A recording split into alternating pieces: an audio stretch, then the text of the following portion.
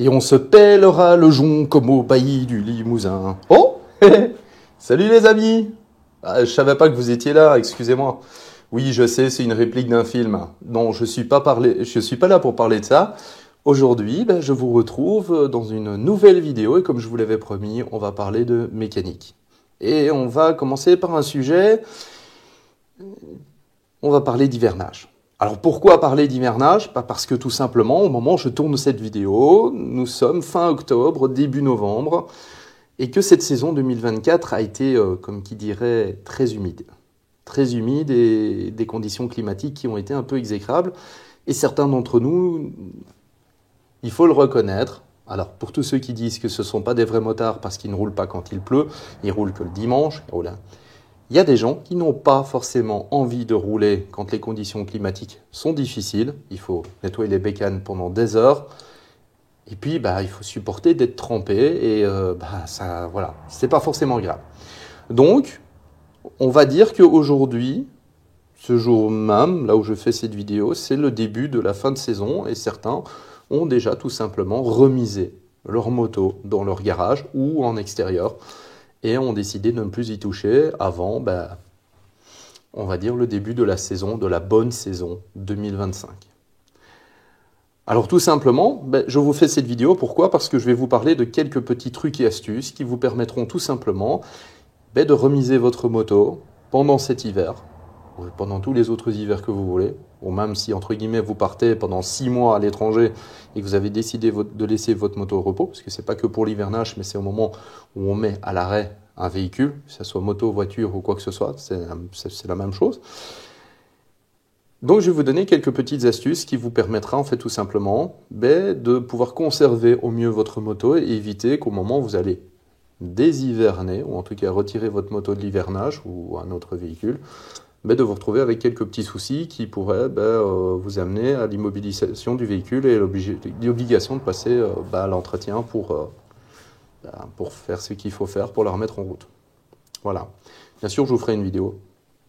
Alors, là, je vous récupère. Hop, je vous embarque avec moi. Alors, l'hivernage, immobilisation d'un véhicule pendant une longue période. Que ce soit en hiver ou que ce soit pas en hiver. Alors, de quoi va-t-on parler? Là, je me tourne vers ma CB1000R que j'ai laissée là, parce que moi, je m'en sers encore actuellement au moment où je tourne cette vidéo. Donc, elle n'est pas en hivernage.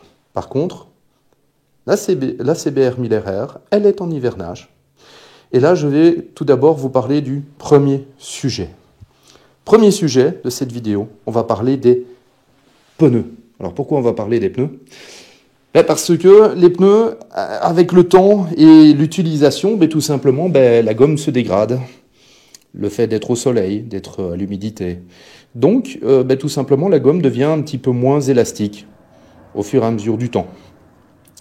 Et donc, ce qui se passe, c'est que quand tout simplement vous conservez des pneus qui ont déjà quelques années et que vous mettez votre moto en hivernage, ce qui va se passer, le fait d'entreposer votre moto pendant 6 mois, 8 mois, j'exagère un peu, comme ceci, comme vous le voyez, votre pneu repose sur une surface qui va rester la même pendant toute cette période d'arrêt. Alors par exemple ici, ma CB1000R fait 214 kg, donc je vous laisse imaginer qu'il y a une partie du poids qui est répartie sur la béquille latérale, il y a une partie du poids qui va être répartie entre le pneu avant, et plutôt entre le pneu arrière et le pneu avant.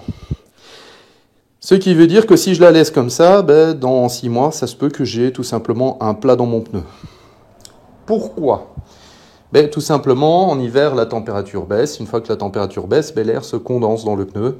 Et donc, tout simplement, votre pneu va perdre de sa pression. Il va perdre 200, 300 grammes, peut-être plus. Ça dépend un petit peu de la porosité du pneu et tout ça. Donc bref, votre pneu va perdre un petit peu en pression. Donc, il y a un plat qui va se former dans votre pneu et la gomme va garder la forme de ce plat. Et donc, le risque, c'est que tout simplement, vous ayez un plat dans vos pneus et qu'à la sortie de l'hiver, vous aurez cette drôle de sensation de rouler comme si vous étiez assis sur une calibre 50. Parce que ça va trembler, ça va pas être agréable. Et puis, voilà, ça va pas être bien. Alors, il existe 2 techniques. Alors quand je dis il existe 2 techniques, alors c'est 2 techniques et une demi. La première technique, elle est très simple. Vous regardez ma CBR 1000RR, C'est très simple. Béquille d'atelier à l'avant, comme ça, le pneu ne touche pas le sol, il n'y a pas d'appui.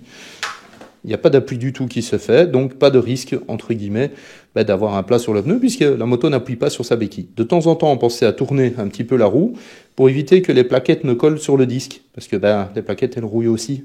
Donc il y a du métal dans les plaquettes, donc en fait, on fait tourner de temps en temps un petit peu. Ça évitera que les plaquettes ne collent sur le disque. Ça, c'est une chose. Donc bien sûr, si on le fait à l'avant, on le fait aussi à l'arrière, même chose. Quand on la laisse au repos comme ceci, tout simplement, non seulement le pneu n'est pas collé au sol, mais en plus de ça, on fait tourner de temps en temps pour éviter le marquage des plaquettes sur le disque. Voilà, ça c'est la première technique.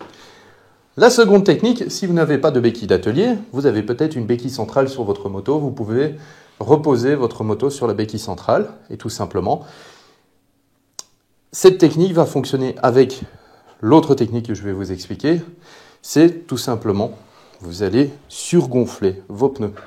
Vous allez vous munir d'un gonfleur. Alors maintenant, il existe des gonfleurs qui sont montés sur des batteries, donc sur des accus, qui sont faciles à entreposer dans votre garage pour pas avoir de compresseur. Je pense que c'est Bosch qui en fait un, qui est très chouette. Et donc la technique, c'est que vous allez tout simplement monter la pression de vos pneus d'environ 500 grammes par pneu. Donc au lieu, donc c'est 0,5 bar. Donc si par exemple vous avez 2,5 kg dans votre pneu avant, vous allez mettre 3 kg.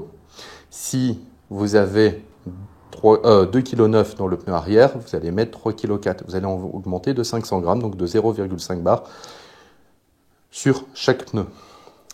Comme ça, le fait que vous surgonflez les pneus, tout simplement, votre pneu va garder sa forme. De plus, comme la température va jouer sur la pression du pneu, tout simplement, ça va éviter que le pneu se retrouve vraiment à plat ou se dégonfle. De temps en temps, pensez tout simplement, hop, on déplace un petit peu la moto, on la fait reculer quelques centimètres pour ne pas que ça soit toujours la même surface qui appuie sur le sol. Donc comme ça permet non seulement d'éviter que les plaquettes ne collent sur le disque et en même temps ça permettra au pneu de se déplacer. Donc ça c'est la deuxième technique. Donc même pour les motos qui sont sur une béquille centrale, vous pouvez surgonfler vos pneus et surtout pensez de temps en temps à faire tourner, parce que généralement la moto est légèrement appuyée sur la roue avant, c'est de faire tourner de temps en temps les roues pour éviter que les plaquettes ne collent sur les disques. Ça c'est au niveau de tout ce qui est pneus et effectivement plaquettes de frein. Ensuite, le deuxième élément sur une moto qui va subir les dégâts de l'hiver, ou en tout cas les dégâts de l'hiver et un hivernage prononcé, plutôt un hivernage assez long. C'est très simple, bon ici j'ai pas démonté la selle, c'est la batterie. La batterie est l'un des éléments qui ne supporte pas l'inactivité et surtout qui ne supporte pas le froid. Surtout les batteries lithium. Si vous avez équipé votre moto ou si d'origine elle est équipée d'une batterie lithium, attention, les batteries lithium ne supportent pas le froid. Laissez une moto dehors, déjà une batterie normale, la laisser dehors pendant tout l'hiver avec des températures extrêmement basses, il y a des chances que votre batterie, à la sortie de l'hiver, fini, vous deviez la remplacer. Donc, petite astuce que je vais vous donner, c'est que tout d'abord, si votre moto dort à l'extérieur, que vous ne savez pas la rentrer à l'intérieur et que vous n'avez pas accès à du courant, donc à de l'électricité pour pouvoir y mettre ce qu'on appelle un chargeur, non seulement, donc c'est un chargeur, mais c'est aussi un chargeur qui va servir d'entretien de batterie, comme celui-ci, par exemple, ça c'est la marque Optimate, il existe d'autres marques. Je vous conseille celle-là parce que franchement, les appareils fonctionnent extrêmement bien. Je les ai depuis un bon moment et comme vous voyez ici, c'est celui qui me sert pour la CB 1000R et ça c'est celui qui me sert pour la CBR. Pourquoi? Parce que là j'ai une batterie lithium-ion. Donc, si vous n'avez pas accès à la possibilité de pouvoir avoir ce type de chargeur, il va falloir démonter la batterie de votre moto et la stocker chez vous, dans un endroit où elle va être sec, plutôt au sec, avec une température constante. Ça va lui éviter tout simplement de souffrir pendant l'hiver, si la moto dort à l'extérieur. Bien sûr, vous allez quand même devoir la mettre sur un chargeur, parce que, comme je vous dis, elle n'aime pas rester longtemps à l'arrêt.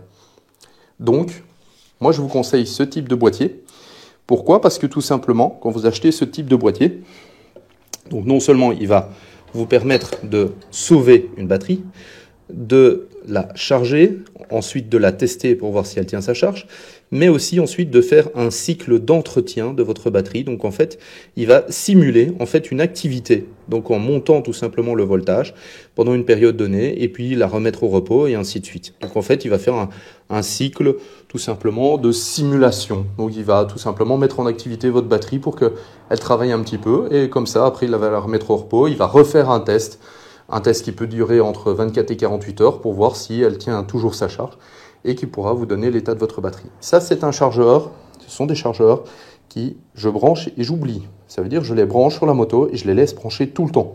Donc moi, vous voyez, en fait, la CBR, elle est tout le temps sur son chargeur quand elle n'est pas en activité. Donc quand je n'utilise pas la moto, elle est branchée sur son chargeur et son chargeur s'occupe de tout. J'ai une batterie lithium-ion, donc ça, c'est un chargeur spécial pour les batteries lithium-ion. Et l'autre, c'est pour les batteries au gel, au plomb, toutes les autres types de batteries. Alors, petite particularité, c'est que quand vous achetez ce type de chargeur, il est fourni avec une prise comme celle-ci. Voilà, c'est une prise en fait, donc vous recevez un câble comme celui-ci dans le package, qui vous permettra tout simplement de venir brancher ceci sur votre batterie et d'avoir un accès facile pour pouvoir brancher votre chargeur. Et en plus, vous voyez, il y a un bouchon qui permet de tout simplement l'isoler de l'humidité. Donc vous pouvez le cacher soit dans votre capot de selle passager, soit de venir le mettre sur le côté du moteur si vous n'avez pas de place. Si votre batterie est fixée à l'avant, il existe des longueurs différentes. Et donc ça vous facilite la vie puisque vous avez un accès facile. Ça vous évite de devoir démonter la selle, de devoir brancher des pinces et de vous tromper de sens. Donc une fois que vous avez branché votre prise, vous voyez, vous ne savez pas vous tromper de sens. Voilà, c'est aussi simple que ça. Alors moi par exemple dans mon cas, j'avais pris en fait tout simplement l'option. J'avais acheté cette prise-ci avec l'indicateur de charge qui permet tout simplement de savoir si la batterie est très bien chargée, si elle est chargée, si elle est à mi-charge ou si elle est complètement déchargée. Ça me permettait de, si à un moment je sors la moto et que je me rends compte qu'elle a un petit peu de mal à démarrer, j'ai déjà l'indication si c'est ma batterie qui a un problème ou si ça pourrait être un autre problème si elle est complètement chargée et que ça pourrait être un autre problème électrique sur la moto. Bref, voilà.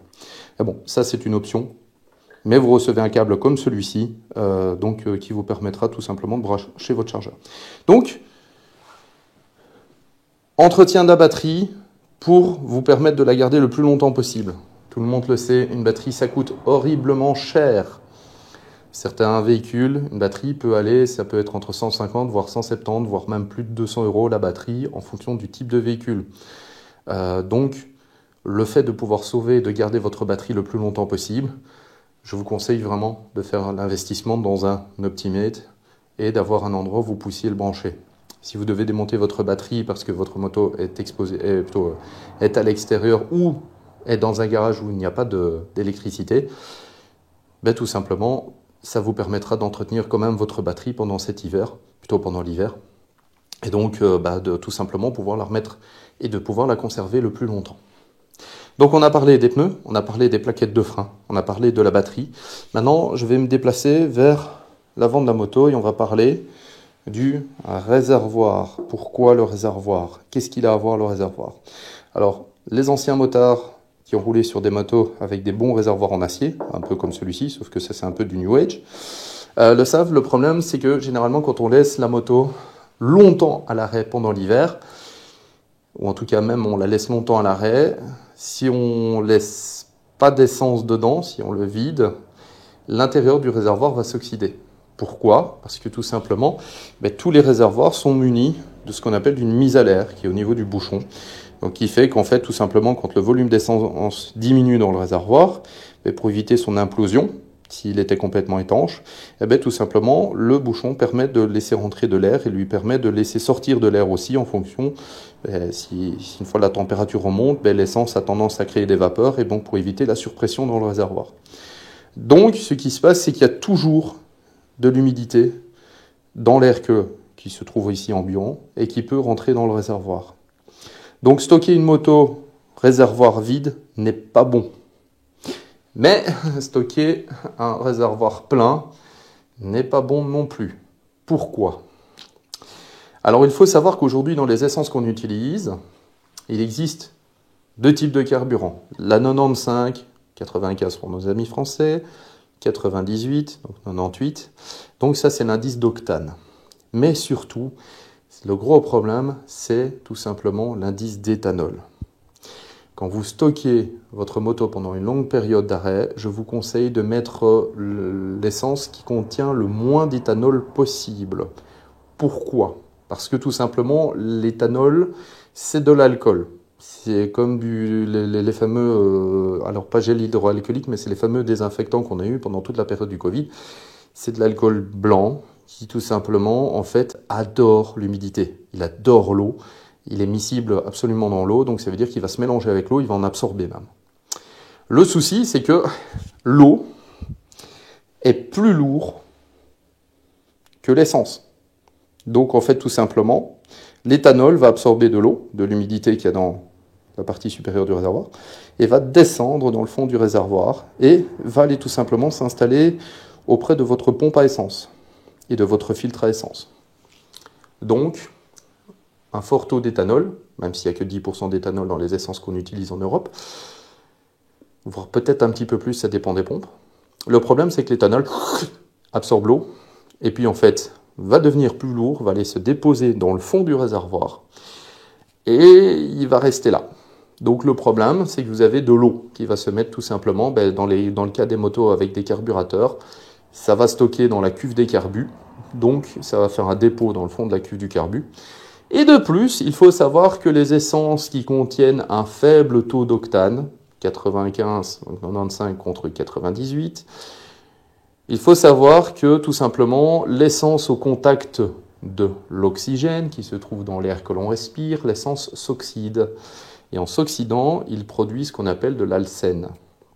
L'alcène, c'est tout simplement une espèce de gomme, une espèce de pâte qui va se former. Donc c'est l'essence qui se dégrade, si vous préférez. Ça va très vite. En moins de 2 ou 6 mois, elle peut faire des dépôts. Donc il y a des dépôts qui vont se faire. Donc tous les constructeurs, tous les, je vais dire, même dans le monde du, tout ce qui est pétrolifère et tout ça, vous conseille d'utiliser des taux d'octane élevés si vous voulez stocker votre véhicule pendant une longue période d'arrêt. Parce que tout simplement, vous allez faire des dépôts dans le fond de votre réservoir, ça va venir boucher votre pompe à essence et votre filtre qui est dans le réservoir, puis ensuite ça va partir vers vos injecteurs. Si votre pompe arrive à l'absorber, ça va partir vers vos injecteurs. Sur les motos à carbu, c'est très simple, la cuve, une fois qu'elle est bouchée, les gigoleurs sont bouchés, c'est terminé. Donc, utilisez une essence avec le moins d'octane, plutôt avec le plus d'octane possible et avec le moins d'éthanol, et de remplir le réservoir le plus possible de façon à éviter qu'il y ait tout simplement de l'humidité qui vienne se former pour stocker votre réservoir. Autre petite astuce, il existe des produits comme celui-ci qui sont des stabilisateurs d'essence et qui vont justement empêcher la corrosion dans le réservoir et vont tout simplement en même temps empêcher la production d'alcène. Donc éviter effectivement les dépôts dans le fond du réservoir et éviter que l'humidité ne puisse créer en fait tout simplement de la rouille dans vos réservoirs et dans le système d'injection, dans le système de carburation. Alors vous voyez ici, ça stabilise le carburant pendant une période de 24 mois, soit 2 ans. Alors ce bidon-là, je pense que j'ai payé quelque chose comme, c'était 17 €, peut-être un petit peu moins. Mais comme vous voyez, sur 250 millilitres, vous voyez, vous en utilisez très peu. Vous voyez, le volume pour 15 litres, c'est vraiment très faible. Hein. Vous voyez qu'il faut vraiment pas grand-chose. Vous voyez, là, je suis pour 10 litres. Donc, vous voyez, voilà, vous pouvez conserver vos essences avec pas grand-chose. Vous voyez, c'est vraiment très faible. Donc, en bref, ça coûte pas très cher. Évitez les produits bon marché. Prenez des produits de qualité, Bardal, ou vous prenez du Motul, de Lipone. Bref, choisissez des produits de qualité. Donc, ça vous permettra tout simplement de conserver plus facilement votre essence. Là, vous pourrez utiliser à ce moment-là une essence qui a un peu plus d'éthanol et un peu moins d'octane. Vous pourrez mettre ça dedans. Ça vous permettra de faciliter votre hivernage et surtout d'éviter les problèmes à la remise en route, surtout sur les moteurs à carburateur. Là, on est passé sur le réservoir. Je vous ai expliqué au niveau de l'essence et tout ça. Maintenant, dernier sujet. On va parler du moteur. Alors, je sais, ça paraît débile. Il y en a certains qui vont pas trop comprendre pourquoi je dis ça. Mais s'ils réfléchissent bien, ils vont... Il faut savoir qu'un moteur, quand il est à l'arrêt comme ça, tout simplement, ici, que ce soit un 4 cylindres, un 4 cylindres ou un 3 cylindres ou un 2 cylindres ou même un monocylindre, il peut s'arrêter en fait sur, je vais dire, une des phases où il y a une des soupapes qui va rester ouverte. Dans le cas ici, de ce moteur-ci, il y a d'office une soupape d'admission ou d'échappement qui va rester ouverte pendant la période où elle est à l'arrêt.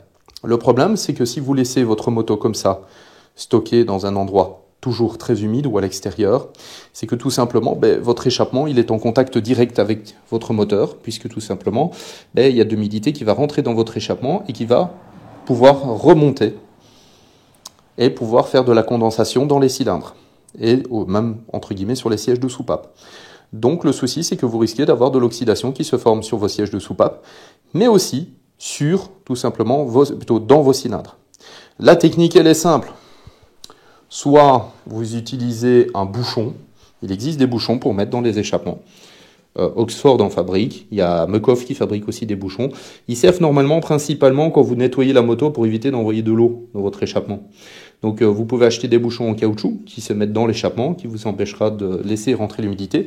Ou soit, moi je vous conseille du tape américain. Alors c'est ce qu'on appelle du tape américain, voilà, c'est du tape qui colle assez bien et qui permettra de faire l'étanchéité. Donc vous collez votre échappement, vous l'enroulez. Autre petite astuce, du papier journal. Vous mettez du papier journal et que vous recouvrez ensuite de tape. Donc vous faites une belle boulette que vous enfoncez dans votre échappement et vous venez mettre une bande de tape et comme ça, en fait, le papier journal va empêcher l'humidité de rentrer. Évitez, si possible, des chiffons ou des éponges. J'en ai vu certains mettre des chiffons, comme des microfibres comme celle-ci, ou carrément une éponge. Alors l'éponge va absorber l'humidité, mais elle va garder l'humidité là où elle est. Il y aura quand même de la condensation qui va se faire, et ça va rouiller l'échappement, ça va rouiller le tube d'échappement là où vous l'avez enfoncé. Donc évitez les éponges, les chiffons, prenez plutôt un matériau qui va justement isoler plutôt que absorber. Même chose pour les admissions. Bon, c'est un peu plus compliqué parce que je vous avoue, voilà, si votre admission elle est cachée en dessous de votre réservoir ou comme par exemple moi ici sur les côtés, c'est un peu plus compliqué de mettre quelque chose pour cacher. Par contre, la CBR, elle, si elle est stockée à l'extérieur, je dois boucher ici les admissions. Donc tout simplement, j'utilise du tape américain. Je viens recouvrir ici mes admissions. Comme ça évite à l'humidité de rentrer et d'aller dans la boîte à air et d'aller me pourrir mon filtre à air. Parce que oui, le filtre à air aussi, sur les motos d'origine, il est composé avec du papier. Donc le papier et l'humidité. Le papier, il absorbe l'humidité. Et donc après, quand vous allez remettre en route votre véhicule, votre filtre à air sera bouché par l'humidité, sera saturé en humidité. Et donc risque même de pourrir. Sur une longue période d'arrêt, le filtre à air peut se mettre à pourrir. Le papier peut commencer tout doucement à ne plus laisser passer l'air et il y a même une drôle d'odeur à la sortie de l'hiver. Donc, pensez à isoler, surtout si votre moto reste à l'extérieur, pensez à isoler votre échappement et votre admission pour éviter l'humidité. Dernière petite astuce. Là, c'est plus sur le moteur, c'est plus sur le châssis, c'est plus sur tout le reste, c'est tout simplement sur l'ensemble de la moto. Voilà, c'est tout simplement penser à recouvrir votre moto d'une bâche, surtout si elle est à l'extérieur, et pensez à choisir une bâche qui est adaptée au type d'environnement dans lequel vous la stockez. Alors moi ici, c'est une bâche qui me sert à stocker à l'intérieur, donc c'est juste pour empêcher la poussière. Voilà, c'est juste pour éviter que la poussière vienne se mettre dessus, parce que les motos sont propres, puisque forcément, je rentre, je sors, donc le problème c'est que je fais rentrer de la poussière. Alors si vous choisissez une bâche, choisissez toujours une bâche qui ne touche pas le sol. Donc par exemple, ça c'est pas bon. C'est une bâche ici qui est trop grande pour cette moto-là, même si elle est sur la béquille. Mais là, par exemple, la bâche, si la moto elle est sur le sol, elle touche le sol. Ça, c'est pas bon. Pourquoi? Parce que tout simplement, il y a de l'humidité qui va venir se mettre sous la bâche, surtout si elle est étanche. Celle-ci, on peut voir carrément au travers. Elle est plus tout à fait isolante. Elle a déjà été lavée quelques fois. Mais bref, le problème, c'est que la bâche va en fait garder l'humidité en dessous. Donc tous les éléments qui sont en acier et non pas en inox ou en aluminium ou matériaux nobles risquent tout simplement de s'oxyder. Donc le but, c'est de toujours avoir une bâche qui soit décollée du sol de 3-4 cm, qui permet à l'air de circuler sous la bâche. Vous voyez, il y a même une sangle en fait pour maintenir la bâche. Donc ça, c'est pour un modèle qui est beaucoup plus grand. Et donc qui évitera à la bâche de se soulever au cas où il y a du vent. Donc c'est d'avoir une bâche qui est décollée du sol. Alors moi je vous conseille que si votre moto est stockée en extérieur, c'est que tout simplement évitez les couvertures. Les couvertures, ça absorbe de l'humidité, ça a du mal à sécher, les bâches sèchent beaucoup plus vite. Et même pour les bâches, je vous conseille que les jours où il fait beau, même s'il fait froid, c'est de retirer votre bâche, de la rentrer à l'intérieur, de la laisser sécher, de laisser votre moto sécher à l'air libre. Et ensuite, juste avant de remettre votre bâche, c'est d'essuyer votre moto avec une loque, donc avec une loque microfibre, un chiffon microfibre, et ensuite de venir remettre votre bâche sèche sur la moto. Comme ça vous permet de la bouger de temps en temps. Donc pas laisser votre bâche pendant 6 mois comme ça, et puis évitez de mettre des couvertures en dessous de la bâche. Si vous mettez une couverture, la couverture, elle absorbe l'humidité, et donc ça reste humide sous la bâche. Et donc, c'est pas bon. Donc, évitez les draps, les couvertures. Bref, tout ce qui absorbe, prenez plutôt des matériaux qui sont isolants. Donc, prenez une bâche qui est prévue pour l'extérieur. Comme ça, elle est protégée de la pluie et des intempéries. Et si vous avez une moto qui est à l'intérieur, prenez une bâche pour l'intérieur. Si vous souhaitez simplement la protéger, tout simplement de la poussière pendant qu'elle est dans votre garage. Ou si elle est stockée dans un garage quelconque. Voilà. Mais pensez de temps en temps aussi bien à déplacer votre véhicule pour éviter que les pneus soient toujours toujours posés au même endroit. Même chose pour les plaquettes de frein. Et justement, au niveau de la bâche, pensez de temps en temps à la retirer et la remettre pour justement éviter que l'humidité reste en dessous et d'éviter de la pourriture, pour éviter la rouille, pour éviter la corrosion, tout ce qui s'ensuit. Donc voilà. Bon les amis, voilà, j'espère que vous aurez aimé cette vidéo. Si c'est le cas, je vous invite à me lâcher un pouce. Bien sûr, si vous avez des questions au sujet de cette vidéo, de me les laisser en commentaire. Et si vous avez d'autres trucs et astuces que j'aurais pu oublier dans cette vidéo, n'hésitez pas à les partager, puisque le but de ces vidéos, c'est aussi de partager avec la communauté motarde, même d'autres personnes. Bref, c'est de partager. Et justement, si vous avez trouvé cette vidéo utile et que vous avez des amis qui sont débutants et qui sont un petit peu perdus de comment stocker leur moto pendant l'hiver, n'hésitez pas à partager cette vidéo, qu'elle soit vue un maximum. Comme ça, voilà, ça fera un maximum de personnes qui pourront sortir leur moto au début de la bonne saison dans de meilleures conditions que s'ils l'avaient laissé traîner dans un coin et puis se retrouver avec quelques surprises à la sortie de l'hiver ou à la sortie d'une longue période d'arrêt. Donc voilà, donc n'oubliez pas, likez, commentez, partagez et surtout, n'oubliez pas de vous abonner à ma chaîne si vous avez aimé mon contenu et si vous voulez suivre la suite bête de nos aventures. Je vous invite aussi à nous rejoindre sur la page Facebook, l'atelier de Gilles et Sarah. Tout simplement, tous les liens seront dans la description. Je mettrai le lien pour les chargeurs Optimate. Il y en a certains qui cherchent ce genre d'appareil, il en existe d'autres. Moi, je vous conseille celui-là, c'est franchement celui qui pour moi est de meilleure qualité. Et je vous mettrai aussi le lien des produits. Stabilisateur d'essence qui vous permettra de mettre dans votre carburant. Il faut savoir que celui-ci peut servir pour la voiture, pour la tondeuse, pour tous les véhicules, que ça soit 2 temps ou 4 temps. Donc voilà. Voilà les amis. Bon, sur ce, moi, je vous laisse. Je vous dis à très bientôt pour une nouvelle vidéo. Donc, ride safe et à bientôt. Salut!